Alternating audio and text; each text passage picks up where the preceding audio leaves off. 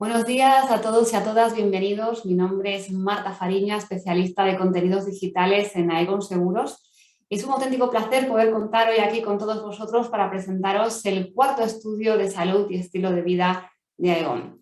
Como en otras ediciones, se trata de un estudio de percepción en el que analizamos la valoración que hacen los españoles acerca de 4 principales ámbitos vinculados a la salud. Estos son el aspecto físico, la salud mental, el estilo de vida y los hábitos de ocio. 4 temáticas en torno a las que giran los 4 capítulos de este nuevo estudio de salud y estilo de vida de Aegon. Como en la edición del año pasado, del 2020, en este 2021, en Aegon también hemos querido poner especial foco en un tema que ha cobrado una importancia vital después de todo lo que hemos vivido con la crisis sanitaria ocasionada por la pandemia de la COVID-19, y ese es el ámbito de la salud mental y el bienestar emocional. Y este año, como novedad, tenemos el grandísimo placer de haber podido trabajar conjuntamente todo el capítulo en torno a la salud mental con la colaboración del Consejo General de la Psicología de España. Precisamente, en unos minutos os presentaremos a la CEO del Consejo General de la Psicología de España, que estará aquí, Silvia Verduñas, acompañándonos en esta presentación. Pero antes de nada, invitaros a realizar todas las preguntas que deseéis. Podéis ir realizando vuestras preguntas a lo largo de toda la sesión. Nosotros las responderemos al finalizar ya las ponencias con nuestras 2 invitadas. ¿Y cómo podéis realizar esas preguntas? Pues muy sencillo. Si os habéis registrado en la plataforma, tenéis que estar dentro de la pestaña de rueda de prensa y una vez ahí encontraréis a la derecha de vuestra pantalla una pestañita llamada QA o preguntas. Ahí podéis dejarnos todas las preguntas que deseéis. Como digo, las contestaremos al finalizar la sesión. Si tenéis cualquier problema técnico por el cual no encontráis dónde dejarnos estas preguntas, también os queremos dejar un correo electrónico de mano para que nos podáis escribir en cualquier momento y nuestros compañeros os darán respuesta. Este correo es aegon.comunicación@aegon.es. Comentaros que solamente veréis vuestras preguntas, es una sección privada, ¿vale? No veréis las preguntas del resto de compañeros. Trataremos de responder la mayoría de ellas, ¿vale? Las que nos dé tiempo. Y ahora sí, llega el momento de las presentaciones. Como os decía, tenemos el lujo de contar con 2 invitadas de excepción. Empezamos por Belén, ella es la directora de salud de Aegon, es la responsable de la gestión de la rama técnica de salud y de la gerencia médica de Aegon. Un año más aquí, Belén, bienvenida. Hola, buenos días Marta, buenos días a todos. Un año más y es un placer compartir este ratito con todos vosotros. Qué bien.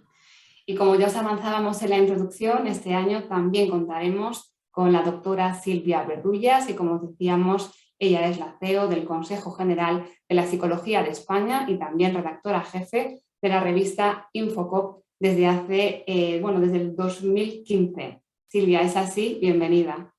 Muchas gracias, Marta. Es un placer estar con todos vosotros y todas vosotras y bienvenidos a todos los que nos acompañáis hoy. Qué bien, Silvia. Muchísimas gracias por colaborar con nosotros. Nos hace muchísima ilusión. Vamos ya ahora sí a presentaros cuál va a ser la estructura de esta sesión. Vamos a intentar hacerlo de una manera rápida, dinámica, aportaros toda la información que tenemos ya preparada. Empezaremos con un primer bloque haciendo una radiografía del estado de salud general de los españoles. En un segundo bloque abordaremos con la ayuda de Silvia todos los datos que se desprenden en torno a la salud mental y finalmente, en un bloque C, abordaremos otras 2 cuestiones vinculadas al cuidado de la salud y que ya se han convertido pues, en un clásico de todos nuestros estudios, que son la automedicación y el uso de las tecnologías a la hora de cuidarnos. Así que ahora sí que sí, vamos ya con el bloque A, con el primer bloque, como os decía, para hacer esta radiografía de la salud general en España en los últimos 12 meses. 12 meses que, como todos los que estamos aquí sabemos perfectamente, han estado marcados por la pandemia, han estado marcados por la campaña de vacunación, pero también han estado marcados por cierta vuelta a la normalidad. ¿No es así, Belén? Cuéntanos qué datos se desprenden en torno a esta percepción que tenemos los españoles de nuestra salud este último año. Gracias, Marta.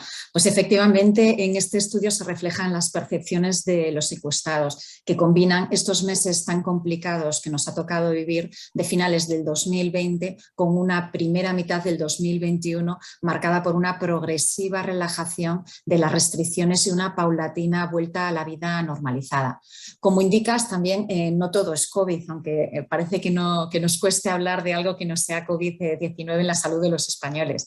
Si hacemos un balance general, lo primero que podemos observar de las encuestas que hemos realizado es que los españoles otorgan a su estado de salud general durante los 12 últimos meses una puntuación media de un 7,13 puntos sobre 10. Tal como veríamos en una presentación que os enseñaremos ahora en un ratillo, esto supone un descenso, si lo comparamos con los datos del año pasado, de un 3,12% menos de los datos que tuvimos el año anterior. Esto es que tenemos una nota media por encima de un 7. En relación con el estudio que publicamos en el año 2020, observamos que la tendencia es que estas valoraciones negativas están incrementando y descienden las valoraciones positivas.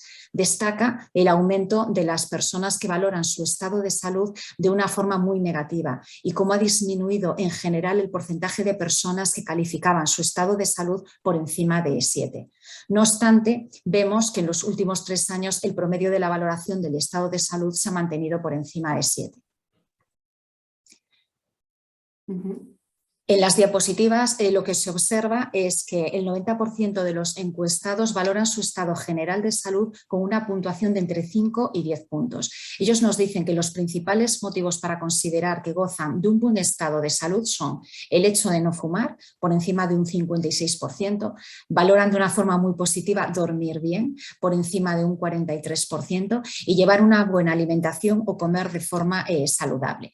Y por el contrario, tenemos más de un 9,7% de los encuestados valoran de forma negativa su estado de salud, con una puntuación de entre 0 y 4. Y para justificar estas valoraciones nos mencionan fundamentalmente los siguientes aspectos. Dolores físicos crónicos lo refieren un 57% de los encuestados, o estrés, ansiedad y tristeza, casi un 53% de los encuestados, como los principales motivos o razones para referir un mal estado de salud. Por todo esto, podemos concluir que además de la salud física, la salud emocional está siendo muy relevante en los españoles para poder describir su bienestar o su malestar. Eso es, Belén, de ahí que hayamos preparado también esta sección que veremos con Silvia específica sobre este bienestar emocional.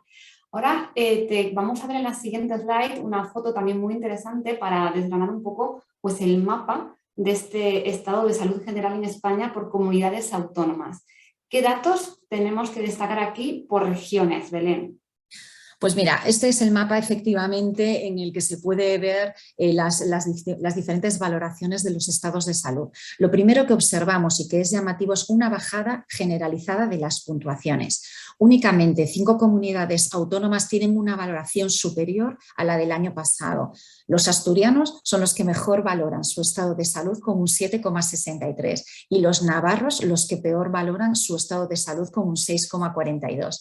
En relación con el año pasado, sí que es cierto que destaca un cambio de percepción importante en Navarra. También es cierto que ha sido una de las regiones más afectadas por la pandemia del COVID-19 y el año pasado los navarros calificaban su salud con un 7,41, por lo tanto se refleja una caída muy importante en este grupo de población de algo más de un 13%. Sin contraposición encontramos a La Rioja, que ahora valora de una forma mucho más positiva su estado de salud con un 7,35 frente a un 6,68 del año 2020, que arroja un incremento de casi un 7%. Caray, muchas gracias, Belén. Vamos ahora, si te parece, a hablar de un aspecto muy concreto y que afecta de lleno a nuestra salud general, y es algo que está en nuestras manos, que depende de nosotros. Hablamos de los hábitos saludables o los hábitos no saludables que llevamos a cabo. Pues aquí preguntarte un poco por qué datos se arrojan en torno a los hábitos de los españoles. ¿Qué nos puedes contar, Belén? Pues mira, aquí lo que os podemos contar es que durante la pandemia del COVID hemos observado que hemos modificado determinados hábitos que impactan de una forma directa en nuestra salud. Hay dos áreas en las que se perciben unas modificaciones que calificamos de interesantes. En primer lugar, el 20% de los encuestados dice consumir menos alcohol. En el caso concreto del alcohol destaca una caída generalizada en el consumo y como detalle observamos que en este estudio casi el 24% de los hombres y un 17% de las mujeres manifiestan que consumen menos bebidas alcohólicas de las que consumían antes de la pandemia. Y si observamos esta información por rangos de edad, destaca especialmente la caída en el consumo de más de un 50% de los jóvenes entre los 18 y los 25 años. Esto posiblemente esté muy relacionado con las limitaciones que ha habido al ocio nocturno y a las restricciones de movilidad que hemos tenido durante el periodo de COVID. También podemos ver que se han producido variaciones en el consumo de tabaco, pero no son tan relevantes como las que ha habido en el consumo del alcohol. Y la otra variación que nos parece muy importante que se ha producido es en la realización de actividades físicas. Se ha producido un descenso generalizado en la realización de dichas actividades. Un 32% de las personas encuestadas nos indican que han disminuido el tiempo de ejercicio que realizan. Y en este caso también cabe destacar que las personas entre 18 y 25 años es el único colectivo cuando los clasificamos en diferentes rangos de edad, que nos indican que sí que han realizado más ejercicio, pero el resto de los rangos de edad nos dicen que han realizado menos ejercicio. Hablas del ejercicio físico y precisamente tomamos este tema para mover ficha hacia algo muy relacionado, un tema que preocupa cada vez más, ¿no?, las sociedades modernas, que es el peso y el sobrepeso. Sí, Marta, la verdad que este es un tema muy relevante y es un tema que nos preocupa a todos en mayor o menor medida. Según los datos que hemos recogido del estudio de salud que hemos realizado en Aegon, podemos ver repartos de índice de masa corporal.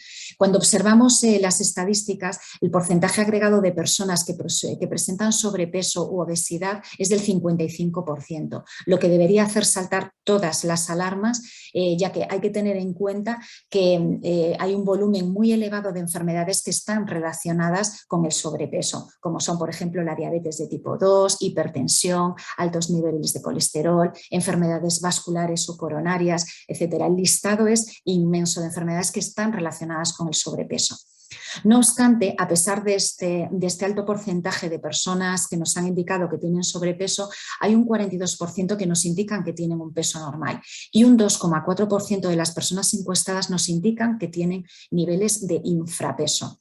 Con lo cual encontramos que 6 de cada 10 personas consideran que están por encima de su peso ideal. Un porcentaje que ha crecido de forma significativa desde el año 2020, cuando se situaba en torno a un 54%.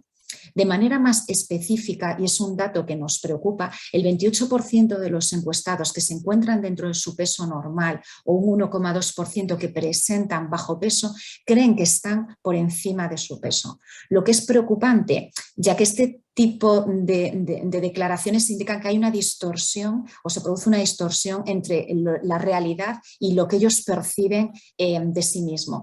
Y esto, bueno, pues es preocupante, dado que estas distorsiones pueden estar relacionadas con temas de presión social hacia la delgadez, temas de juventud o ensalzamiento de determinados modelos insanos de belleza y pueden contribuir al desarrollo de posibles trastornos alimentarios, con lo cual es un punto en el que hay que poner foco. Con lo cual hay que tener o para concluir este punto, es que conviven paralelamente problemas tanto de sobrepeso y obesidad como desajustes en la percepción del peso en el que nosotros nos encontramos. Aquí la alimentación sin duda es un factor clave y la pregunta es, ¿los españoles tenemos la percepción de que llevamos a cabo una alimentación saludable o no es así? Pues sí, la verdad que los españoles tienen una alta percepción de que llevan una alimentación saludable. Casi el 60% de los encuestados piensan que su alimentación es saludable. Esto supone una disminución de algo más del 20% si comparamos estos datos con los del año anterior. También tiene relación con el llamativo aumento de personas que nos indican que no cuidan su alimentación. Observamos que con respecto a años anteriores, en el 21 hay un porcentaje menor de personas que nos indican que llevan una alimentación saludable en buena o en gran medida. Este año se sitúa en un 59% frente al 75% del año 2020 y el 74% del 2019, con lo cual vemos que paulatinamente se produce un decrecimiento en la percepción del tipo de alimentación que llevan las personas encuestadas. Y respecto al comportamiento de la sociedad con respecto a la alimentación, queremos destacar otro dato que nos parece relevante. Es el segundo año consecutivo en el que se reduce la cifra de encuestados que afirman que la información que aparece en el etiquetado de los alimentos es decisiva en la compra de los mismos, tanto en los ingredientes como en la información nutricional. Y este nivel de influencia en la decisión de compra va disminuyendo también año tras año. Digamos que en el 19, en el 20 y en el 21 se iba observando cada vez más el contenido de las etiquetas y ahora eso pues cada vez está ocurriendo menos. Muy interesante. Muchísimas gracias, Belén. Si os están surgiendo a nuestros asistentes, periodistas, preguntas relacionadas, recordaros que podéis ir dejándonos ya estas preguntas para que Belén las conteste al finalizar la sesión. Ahora, Belén, conectamos contigo unos minutos, vamos con el bloque B, damos ya entrada a ese bloque B sobre salud mental y bienestar emocional. Y como os decíamos, tenemos el placer de contar de aquí con la doctora Silvia Verdullas, CEO del Consejo General de la Psicología de España. Silvia, la pregunta es obligada. ¿Qué percepción tenemos los españoles sobre nuestra salud mental? Bueno, buenos días de nuevo, Marta. Es un gusto, como decía, estar aquí. Y lo primero que nos encontramos es que la valoración media del estado de salud psicológica del último año, medida por una escala de elaboración propia de 0 a 10, es menor que la que perciben los españoles sobre su estado de salud general, ¿no? Sería de un 6,78 frente al 7,13 que mencionaba antes Belén, ¿no? Y además nos encontramos que 1 de cada 3 encuestados señala que su salud emocional ha empeorado. Si lo piensas, tiene muchísimo sentido, ¿vale? Si tenemos en cuenta el año que hemos tenido que atravesar, lleno de confinamientos, restricciones, medidas de seguridad, de protección, cambio de hábitos, tiene mucho sentido que la valoración de ese aspecto se encuentre por debajo de la salud general, ¿no?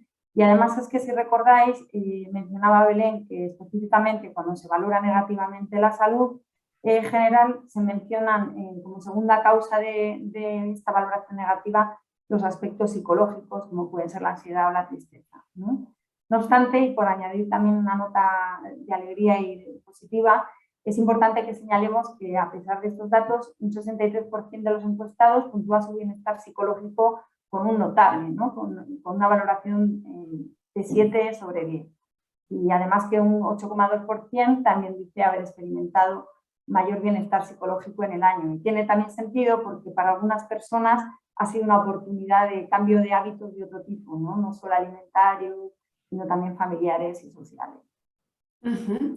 En cuanto a esta percepción, encontramos diferencias si, por ejemplo, distinguimos por edades o por sexos. Pues así es, Marta. Aunque sería necesario que hiciéramos algunos análisis adicionales, lo que nos hemos encontrado en este estudio es que hay al menos 3 variables en las que se encuentran y se sugieren diferencias importantes. Estas variables serían el sexo, sería la edad y sería la situación económica y laboral de la persona, ¿no? Estos datos no son muy diferentes, los que encontramos nosotros en el estudio, de lo que han encontrado otros estudios realizados por la OMS o por UNICEF, ¿no? Nos encontramos, por ejemplo, en cuanto al sexo, que las mujeres en líneas generales valoran peor su estado de salud psicológica. De hecho, la media es de 6,5 en una escala de 10, no llegamos ni a notable, ¿no? Y que además su percepción es peor que la que tienen los valores, que supera de hecho el notable, un 7,07.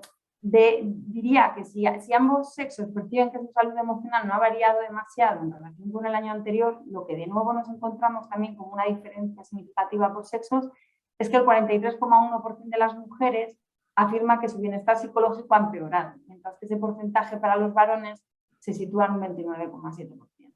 Y puede que me preguntes, y tendría mucho sentido, cómo nos explicamos estas diferencias, ¿no? Y entre los motivos que se han venido señalando a lo largo de todo el año para explicar por qué esta percepción de salud emocional es peor en las mujeres que en los varones, una de las cosas que se ha venido apuntando es que durante toda esta pandemia, pospandemia y periodos posteriores, han sido las mujeres las que se han visto obligadas o abocadas a asumir más tarea, más carga doméstica en los hogares, se han hecho cargo del cuidado de los mayores, de los enfermos y de los hijos e hijas que han estado en casa estudiando y preparando sus exámenes y demás, y lo han hecho más de lo que lo han hecho los varones, ¿no? Lo cual también explicaría esta diferencia. En cuanto a la edad, que decíamos que era otra variable importante, nos encontramos que los que peores se han sentido emocionalmente y los que peores valoraciones han realizado en cuanto a su salud psicológica han sido los menores de 40 años, ¿no? De hecho, vemos también que el 40% de los menores de 55 años afirman que han sentido un empeoramiento de su salud emocional muy por encima de lo que hacen en otras edades, ¿no? Y vuelvo a decir, tiene sentido porque hemos atravesado un año complicado en cuanto a hábitos, en cuanto a relaciones, etcétera, pero es cierto que para algunos sectores poblacionales estos cambios de rutina y de hábitos han sido mucho más impactantes, más intensos que para otros, ¿no? Y de ahí también quizá se podría explicar la diferencia. Y finalmente, en cuanto a la situación laboral y económica, lo que hemos encontrado, aunque tenga sentido o parezca que es muy obvio, es que las personas que han perdido su trabajo han estado en una situación de ERTE, y ha sido una situación común para muchas personas en España en el último año, valoraban su salud emocional muy por debajo de lo que hacían las personas que no habían estado en esta situación, no llegaban de hecho ni siquiera a un 6. Entonces, ¿por qué es relevante que apuntemos estas diferencias, ¿no? Porque son tres variables que se entiende que podrían estar favoreciendo de alguna manera la aparición de los síntomas psicológicos que estamos nombrando, ¿no? Y yo creo que como sociedad y como conjunto de población es importante que asumamos la responsabilidad frente a esas personas a la hora de proponer mecanismos de prevención, de protección y de generar un paraguas de protección para las personas que tienen pues esa mayor vulnerabilidad potencial, ¿no? Y ya vemos que mujeres, hombres, o sea, poblaciones menores de 40 y personas que han estado en situaciones de especial vulnerabilidad en el trabajo serían justo esas poblaciones con las que tendríamos que tener un poquito más de cuidado y prestar más atención. Muchas gracias, Silvia. Vamos ahora, si te parece, introducir una nueva slide para hablar de los riesgos psicológicos, porque del estudio se desprende que hay un elevado porcentaje de españoles que identifican síntomas relacionados con la ansiedad o con la depresión. ¿Hablamos de estos riesgos de la salud mental en nuestro país? Sí. Claro, Marta, así es, ¿no? No te equivocas. Si algo hemos tenido que aprender a lo largo de esta pandemia es que no hay una salud general sin una salud psicológica, ¿no?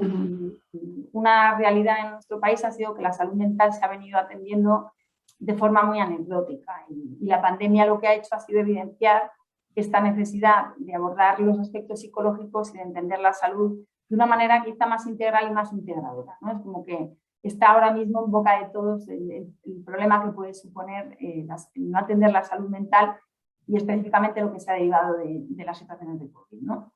De hecho, como decíamos, hay un montón de estudios que son similares a los que estamos proponiendo en el que presentamos hoy aquí con todos vosotros y que ponen de relieve la importancia de los aspectos psicológicos para la salud, ¿no? Y te nombro algunos datos muy importantes que están en línea con lo que se ha encontrado en otros estudios, pero que son los que hemos visto más claramente a través del estudio propuesto por Aegon y por el Consejo, ¿no? Solo para que te hagas una idea, encontramos que el 20,6% de la población encuestada presentaba síntomas compatibles con un posible caso de depresión o al menos sintomatología depresiva moderada. ¿Qué significa esto? Significa que una de cada cinco personas, que se dice pronto, podría presentar dificultades emocionales de tipo depresivo, ¿no? Y que además podrían llegar habría que valorarlo, pero podrían llegar a ser patológicos, ¿vale? De estos, el 24% de las mujeres encuestadas y el 16% de los hombres cumplía, de hecho, criterios para un caso probable de depresión, ¿vale? Y además es que estos datos sugieren que hay un mayor porcentaje de casos probables de depresión entre las poblaciones más jóvenes y de nuevo entre aquellas personas con una situación económica que ha empeorado, ¿no? En cuanto a la ansiedad, que sería otro de los aspectos relevantes, nos encontramos algo muy similar, ¿no? Sucede exactamente lo mismo. El 25% de los encuestados presentaba síntomas compatibles con un trastorno de ansiedad o al menos sintomatología ansiosa moderada. Y de nuevo, ¿qué quiere decir esto? Lo que quiere decir es que 1 de cada 4 personas encuestadas en este estudio presentaba síntomas compatibles con algún problema de ansiedad o tiene sintomatología ansiosa de algún tipo significativo, ¿vale? De nuevo nos encontramos que el porcentaje de mujeres que cumple criterios es mayor que el de hombres, que está más presente esta sintomatología entre jóvenes menores de 41 años y que aquellas personas en las que había habido un empeoramiento de la situación económica o un problema de tipo laboral, este tipo de síntomas ha sido mucho más frecuente. Y finalmente, y esto es importante porque sabéis que no hace tanto ha sido el Día Mundial de Prevención contra el Suicidio, sí. Nos interesó también tratar de localizar cómo se estaba presentando esta ideación en la población que estábamos nosotros estudiando, ¿no?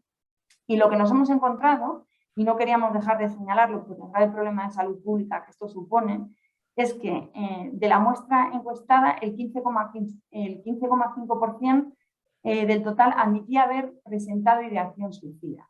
Y esto es muy grave, ¿no? Estamos hablando de que 1,5 personas de cada 10 presenta este tipo de ideación, ¿vale? El porcentaje ha sido mayor en encuestados entre 18 y 25 años, que también está en línea con lo que se ha visto a lo largo de la pandemia, y del 19,4% en aquellos que están entre 26 y 40 años, mientras que en el caso de las personas mayores es mucho menor, ¿vale?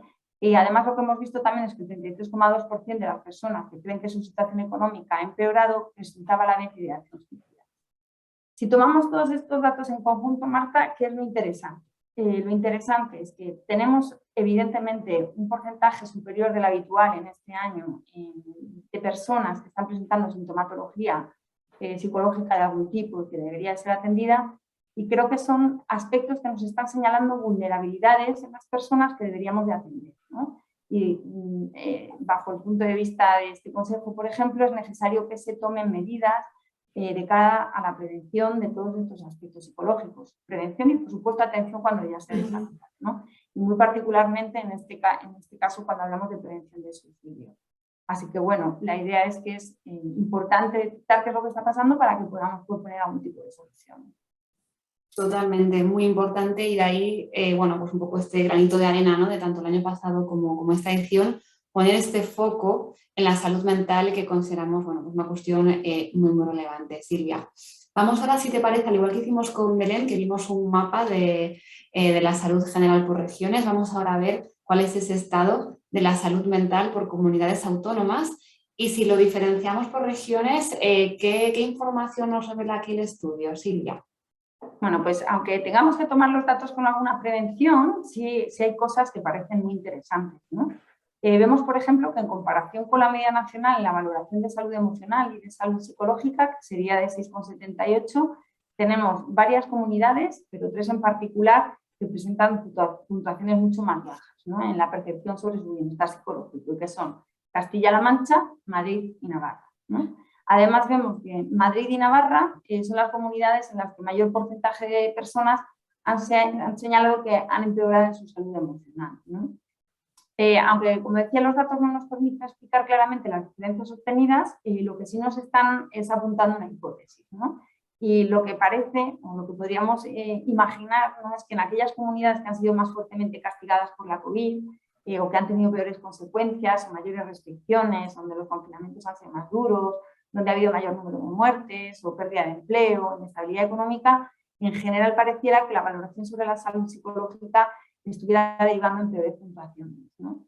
Observamos además que Galicia junto con Andalucía han sido las regiones en las que se han encontrado mayores porcentajes de encuestados con un caso probable de depresión, que serían el 25,9 y el 25,4%, y en Castilla-La Mancha de ansiedad, que sería el 31,2%. O sea, estas 3 comunidades es donde más se está observando una probabilidad mayor de patología, ¿vale? Por el contrario, los menores porcentajes nos los hemos encontrado, y no dista mucho del dato que se arrojaba antes también sobre salud general, nos los hemos encontrado en Asturias y en La Rioja respectivamente, un 9,4% de casos de depresión probable en Asturias y un 12,4% de casos probables de ansiedad en La Rioja, respectivamente. Aunque hablamos de porcentajes y sería necesario comprobar la significación, yo creo que está apuntando una tendencia, ¿no? Algo se ha hecho en esas comunidades para que la percepción de salud mental sea mejor y también de salud general, y algo no se ha hecho en otras comunidades o no se ha hecho de la manera que a lo mejor sería más apropiada,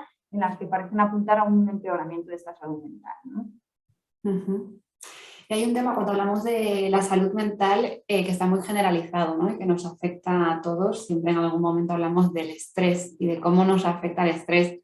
Y en este estudio pues también hemos hecho especial foco en preguntar pues, cómo nos afecta el estrés a los españoles. Aquí, ¿qué nos puedes contar, Silvia? Bueno, es una realidad, ¿no? que en los últimos años ha supuesto para casi todos nosotros un incremento en variables que afectan al estrés, ¿no? Sí. Bueno, este año, por la situación tan particular que hemos vivido, con una pandemia de por medio, pues los datos tengan mucho que ver con toda esta situación que hemos tenido que atravesar, de temor por nuestra vida, de temor por la vida de familiares, de confinamiento, etcétera, ¿no? Ha sido una situación que en sí misma produce bastante, o podría ser potencialmente generadora de mucho malestar, ¿no? Sí. Lo que nos hemos encontrado en el estudio es que 7 de cada 10 españoles reconocen haber experimentado estrés en el último mes en alguna medida, ¿vale? Pero es que además de ese porcentaje, el 16,5% de la muestra asegura que lo ha sentido más de la mitad de los días o casi cada día. Se dice pronto también, ¿no? Sí, desde luego. Como os decía, los datos de este año quizá puedan estar matizados por la situación que hemos vivido, ¿no? y que es una pandemia, es un estresor en sí mismo y es un estresor grave. Entonces, mucha de la información que podamos obtener en esta área puede estar teñida por esto, igual que ocurría con la ansiedad, con el estrés o con la ideación suicida, ¿no? Pero, bueno, más allá de este estresor tan grande y tan generalizado para todos nosotros, hay otros motivos que aluden los encuestados para especificar qué es lo que les produce el estrés o qué es lo que les produce mayor malestar en este sentido, ¿no? Y como primera causa de estrés mencionan todas las dificultades laborales relativas a la conciliación, tiene mucho sentido, ¿no? Decíamos antes, o a cambios en el entorno laboral, que pueden tener que ver con aspectos como la posible pérdida de un trabajo, o estar en un ERTE, o como decíamos ahora, tener que conciliar, ¿no? y manejar varias bolas en las manos a la vez, ¿no? Bueno, este sería uno de los aspectos. El segundo aspecto que nos mencionan como causa de estrés son las tensiones familiares o las tensiones con amigos, ¿no? Y finalmente, en este año, una de las causas mencionadas ha sido la probabilidad de contagio propio o de alguien cercano por COVID. Estaríamos hablando del 26% de las personas, ¿no? En cualquier caso, como te digo, se trata todas de áreas que podrían estar moduladas también por el efecto que ha tenido la pandemia, ¿vale? Es decir, nos hemos encontrado encerrados en casa con las familias, nos hemos encontrado teniendo que conciliar dentro del ámbito del hogar, ¿no? Entonces, todo esto evidentemente puede ser una carga aún más estresante y podría estar añadiendo a otros, ¿no? Y un dato importante es que el 90% de las personas que afirman haber sentido estrés considera que este afecta negativamente a su salud, no se equivocan, Marta, ya sea en gran medida o en alguna medida, pero sobre todo es muy importante tener en cuenta que la mayoría, y lo veremos más adelante, no han hecho nada específicamente para resolverlo, ¿vale? Siendo que el estrés, sobre todo el estrés mantenido en el tiempo, el estrés es necesario, es decir, que hay una carga de estrés necesaria, ¿vale?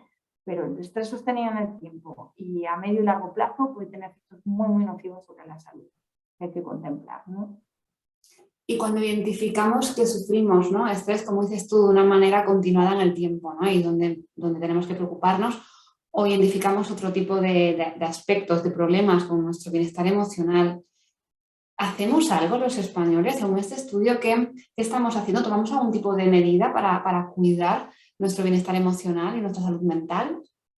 Pues fíjate, Marta, que esta es un área en la que algo no debemos de estar haciendo del todo bien o no estamos sabiendo llegar a las personas para transmitirles la importancia de atender estos aspectos y sobre todo para ofrecer herramientas que permitan precisamente a lo mejor hacer un afrontamiento de este estrés o de este malestar, ¿no?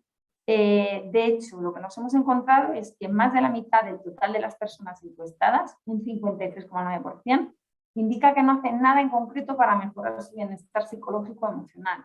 Y fíjate que hemos encontrado porcentajes muy altos de ansiedad, de estrés y de síntomas compatibles con depresión muy altos, ¿no? Entonces llama la atención que el porcentaje de personas que no atienda este aspecto sea tan alto, ¿no? Y solo el 38,7% de los encuestados afirma que ha sufrido, de los encuestados que ha sufrido estrés en el último mes, ha tomado alguna medida al respecto. Es un porcentaje bajo si tenemos en cuenta los porcentajes de los que hablábamos antes, ¿vale? ¿De qué hablan o a qué se refieren cuando dicen que han tomado alguna medida esas personas que han dicho sentir estrés y que además lo han sentido intensamente? Y dicen, en primer lugar, algún cambio de rutina o de hábitos de vida en la alimentación, en el descanso, en la práctica deportiva, hasta un 47,9% dice que para afrontar esas situaciones cambia de alguna manera su significación en este ámbito, ¿vale? En segundo lugar nos encontramos la práctica de actividades de ocio o el quedar con amigos, un 40,5%. Y en tercer lugar, y esto es muy importante, aunque luego lo abordará Belén, refieren que toman algún tipo de medicamento o suplemento, hasta un 39,4%, ¿vale? Y digo que luego lo abordaremos porque lo hacen sin supervisión médica la mayoría de ellos, incluso con un autodiagnóstico, ¿no? Y habrá que, ya nos contará luego Belén, pero son dos temas que no deberían de pasarnos desapercibidos porque, bueno, pueden tener un impacto nocivo sobre la salud, ¿no? Y de aquellos que ya de forma general, de toda la encuesta, afirman hacer algo para mejorar su bienestar psicológico, nos encontramos que cuando de verdad hay una situación de malestar psicológico que puede tener que ver con depresión, con ansiedad, con lo que sea, solamente un 8,3% señala haber recurrido a la ayuda profesional de un psicólogo, cuando quizá fuera una de las medidas, cuando de verdad ya se ha desarrollado síntoma y patología más importantes de poner en relieve para que se pudiera de alguna forma mitigar este malestar, ¿no? Vamos a cerrar el bloque de la salud mental en positivo. Voy a preguntarte por la felicidad y la satisfacción con la vida. ¿Qué consideramos los españoles que hemos mejorado? ¿Somos más felices? ¿Nos consideramos más satisfechos con nuestra vida? ¿Qué nos puedes decir aquí? Pues podríamos decir que sí, que a pesar de todas las dificultades que hemos atravesado en este año, la nota cierra con un buen notable alto, ¿no?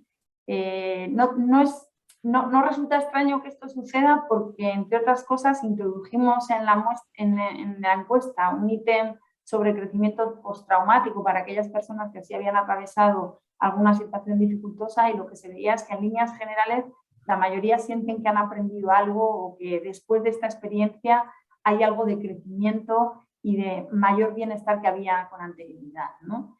Entonces, ¿qué es lo que nos encontramos? Que más del 70% de las personas en España valoran la satisfacción con su estilo de vida en un 7 o más, en una escala, como decíamos antes, de elaboración propia de 0 al 10, ¿no? Y nos está arrojando un promedio de un 7,1. No está nada mal, o sea, veríamos notable, ¿no? Y de hecho la valoración es bastante parecida a años anteriores, aunque lo que sí que hemos observado en este año es que se han polarizado las respuestas. Son más las personas que valoran la satisfacción con la vida muy alto, entre 9 y 10, y a la vez son más los que lo hacen negativamente, ¿no? Por debajo del 4. En lo que tiene que ver con la felicidad, igual, vamos bastante bien servidos, ¿no? Y esto es lo que nos pone el lazo y la guinda a pesar de todo, ¿no? El 66% de los encuestados piensan que a pesar de todo lo que ha sucedido, de que todo lo que ha pasado ha sido complicado de manejar, ha sido difícil, se siente muy o bastante feliz, que no está nada mal. 76% de los encuestados con independencia de todo lo que esté pasando, ¿no? Estos datos, como te decía hace un momento, yo creo que sugieren que a pesar de atravesar situaciones difíciles, somos capaces de sacar aprendizajes casi de cualquier situación, y que con las herramientas adecuadas tenemos la posibilidad de alcanzar niveles de bienestar relativamente buenos a futuro, ¿no? Así que, bueno, tenemos que pensar que aunque están sucediendo cosas y hay síntomas psicológicos y tienen que ser abordados, y además tenemos que apuntar siempre hacia una prevención, el hecho es que tenemos una capacidad de crecimiento importante y con eso nos vamos a quedar. Fenomenal, Silvia, muchísimas gracias. A ti. Finalizamos aquí este bloque, pero no te vayas muy lejos porque en nada empezamos ya con el bloque de preguntas y respuestas. Aprovecho el momento para recordaros que podéis dejarnos vuestra pregunta, ¿vale? Y empezamos ya con el último bloque, el bloque C. Volvemos a conectar con Belén para hablar, bueno, de un tema vinculado al cuidado de la salud y que, como decíamos al principio, ya se ha convertido en un clásico de nuestros estudios de salud y estilo de vida, y lo mencionaba también Silvia, que es el de la automedicación. Belén, ¿qué datos extraemos este año en torno a la automedicación en España? Pues efectivamente, como comentaba Silvia, es un tema que nos preocupa, que analizamos recurrentemente en todos los estudios que realizamos desde Aegon. Es un tema que nos preocupa y debe ocuparnos. Si revisamos los datos, vemos que 1 de cada 4 españoles reconoce que toma algún tipo de medicación sin ningún tipo de prescripción médica. Incluimos tanto medicaciones como productos homeopáticos. Aunque casi el 76% de los encuestados afirma no automedicarse, casi un 25% de los encuestados sí que recurre a la toma de medicamentos o productos sin prescripción médica. Y concretamente el 15% reconoce que toma estos medicamentos sin ningún tipo de asesoramiento médico que los respalde. Esto es peligroso porque pueden tener efectos nocivos para la salud. Observamos también otra tendencia que es muy interesante de aquellos que declaran que no se automedican, ofrecen valoraciones mucho más altas a diferentes cuestiones que hemos ido revisando durante el estudio, como son, pues consideran que su estado de salud es mejor, tanto general como la salud emocional, así como su grado de satisfacción con la vida y sus niveles de felicidad son más elevados que las personas que se automedican. Es un dato muy curioso. Totalmente. Bueno, y ya última pregunta, Belén. Otro tema que también se ha convertido en un clásico de nuestros estudios es pues, el uso de la tecnología vinculada al cuidado de la salud, porque del estudio de este año se observa que un 54,9% de los españoles dicen haber recurrido a la telemedicina durante el último año. Y aquí te queríamos preguntar, ¿esto va acompañado de que utilizamos más este tipo de herramientas como son aplicaciones de telemedicina y reducimos nuestra presencia física en el médico, o esto no es exactamente así? Pues a ver, sí que es como lo estás comentando. Tenemos que destacar que la situación que hemos vivido durante la pandemia y el confinamiento ha provocado pues, que la mayor parte de los españoles no hayan acudido de forma presencial al médico durante el último año. Los factores que podemos atribuir era, pues, por un lado, la saturación que estábamos viviendo en los centros médicos y hospitales debido pues, a todo el tema de la pandemia y al volumen tan elevado de ingresos y de personas que tenían COVID. Las indicaciones de los diferentes organismos oficiales, como por ejemplo el Ministerio de Sanidad, recomendando a las personas que no acudan de forma presencial al médico salvo que sea estrictamente necesario. Y hay un tercer elemento que ha influido en dejar de asistir de forma presencial a los hospitales y centros médicos, que es el miedo a contraer el COVID. Con lo cual son los motivos más frecuentes por lo que las personas al final tenían que realizar sus consultas a los profesionales médicos a través de la telemedicina. Esto nos lleva a estos números que tú estabas comentando, Marta, tan elevados del uso de la telemedicina. El mayor uso de telemedicina se dedica fundamentalmente a consultas de atención primaria o médico de familia, y en menor medida, aunque no empieza a ser desdeñable el tanto por ciento, se empieza a utilizar para especialidades médicas. También es cierto que no todas las especialidades médicas facilitan el uso de una telemedicina en distancia. Un 6,8% la utilizan solo para para consultas relacionadas con temas psicológicos, lo cual nos preocupa, y como comentaba Silvia, esto también debiera incrementarse. Es decir, si las personas no pueden acudir de forma presencial, debieran de utilizar estas herramientas que se ponen a su disposición. Esto nos lleva a que nos preocupa, que es el uso de las tecnologías, muy vinculado con todo el tema de la telemedicina para el tema del autodiagnóstico. Y nos encontramos con que 4 de cada 10 españoles buscan información sobre su salud en Internet, y en la mayoría de los casos lo realizan a través de cualquier tipo de buscador. Esto es un dato que hay que mirar y observar detenidamente, ya que el 40% de los encuestados que buscan información en Internet le dan credibilidad a la información que encuentran, sin contrastarla con personas que sean profesionales de la medicina. Y esto pues, nos tiene que poner en alerta, ya que estas personas que buscan esta información pues también tienden a automedicarse y este porcentaje de autodiagnóstico se incrementa en las personas que también se automedican en un 52%. Aunque solo 1 de cada 4 españoles trabaja su bienestar psicológico, observamos que existen regiones en las que hay una mayor preocupación por el cuidado del bienestar psicológico, como es, por ejemplo, las Islas Baleares, donde pues, la preocupación ronda en cuanto la intención de cuidado está en torno al 70%, la Comunidad Valenciana en el 51% o Canarias en un 50%. Y el 77% de los riojanos y el 73% de los aragoneses declaran que no trabajan su salud emocional, convirtiendo a estas comunidades en las que menos cuidan este aspecto de su salud, que tal como nos ha explicado de una forma tan clara Silvia, es muy relevante cuidar y es muy importante poner foco en el cuidado de nuestra salud, no solo la física, sino también la emocional. Muchísimas gracias, Belén. Pues son las 11:15 y entramos ya en la sección de preguntas para responder todas las preguntas que queráis hacerles a nuestras ponentes, tanto a Silvia como a Belén. Y veo que ya me han entrado algunas preguntas, así que vamos con ello. Vamos a empezar contigo, Silvia. Tenemos una pregunta de Maite Rius, de La Vanguardia, y nos dice lo siguiente. Quería preguntar si hay datos del aumento de la ideación suicida en los últimos años y también si hay datos por franjas de edad. Silvia. A ver, tenemos datos sobre todo del último año. Se ha encontrado un incremento, sobre todo en las salas de urgencia, de casos de ideación o de intento autolítico incrementados. No tengo ahora mismo las cifras, pero las podríamos buscar. Y sí que hay estudios que señalan a los jóvenes como poblaciones en donde puede haber más ideación y luego una serie de factores que pueden estar incidiendo en que se produzca mayor ideación o que se produzca consumación. No obstante, si tienen interés, como os digo, podríamos incluso pasarles todos los datos que igual pueden ser necesarios para ellos o si tienen un interés muy específico en el tema, incluso que contacten con nosotros para eso, ¿no?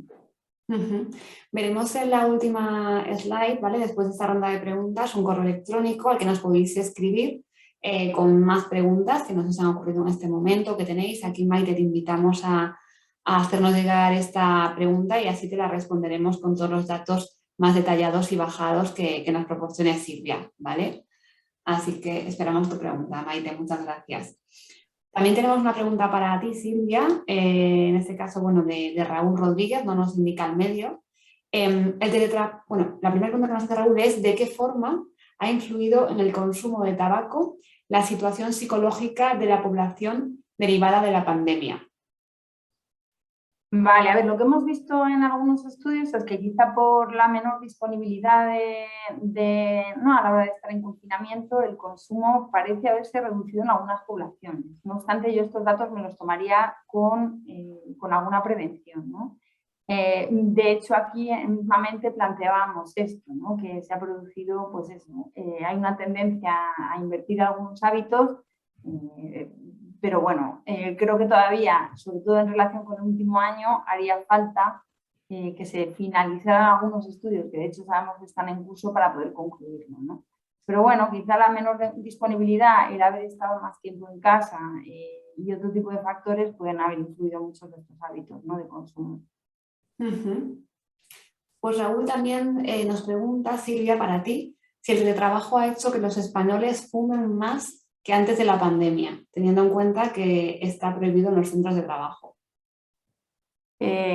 Honestamente, ahora mismo no tendría datos para contestar algo tan específico si concretamente el teletrabajo está promoviendo el consumo de tabaco.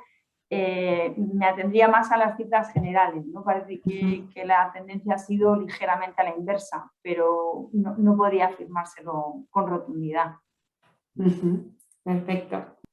Tenemos una pregunta para ti, Belén, para Belén González.